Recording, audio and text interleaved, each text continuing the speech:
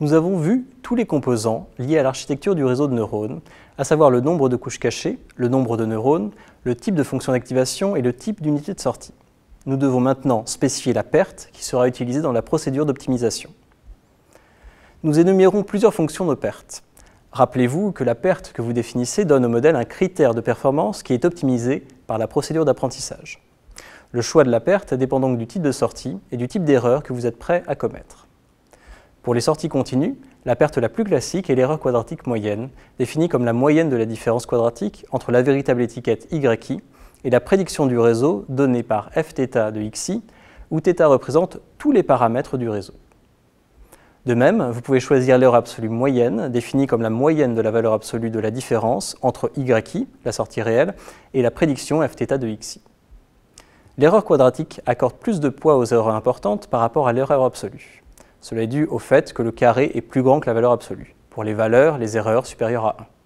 Par conséquent, l'optimisation d'un réseau avec la perte quadratique devrait produire un plus petit nombre d'observations pour lesquelles la prédiction est très incorrecte, mais pourrait potentiellement conduire à un plus grand nombre d'observations dont l'erreur est faible par rapport au même réseau optimisé avec l'erreur absolue.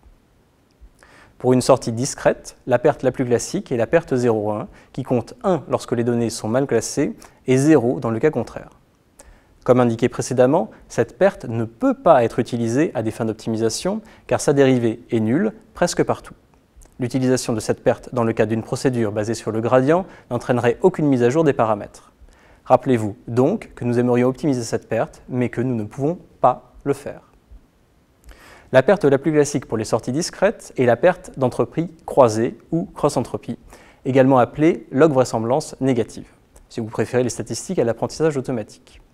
Elle est définie pour toute observation XI-YI comme moins le logarithme de la composante YI du vecteur de sortie Fθ de XI, où Fθ de XI est le vecteur de probabilité de taille K, où K est le nombre de catégories de la variable de sortie, produit par le réseau de neurones paramétré par θ.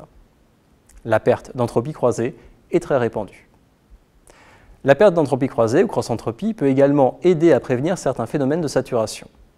En effet, si vous calculez cette perte avec une unité de sortie sigmoïde, vous obtenez l'équation 13.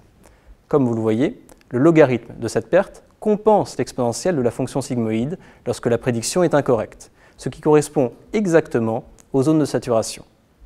Par conséquent, dans ce qui devrait être les zones de saturation, la perte du réseau est linéaire et, par conséquent, le phénomène de saturation disparaît.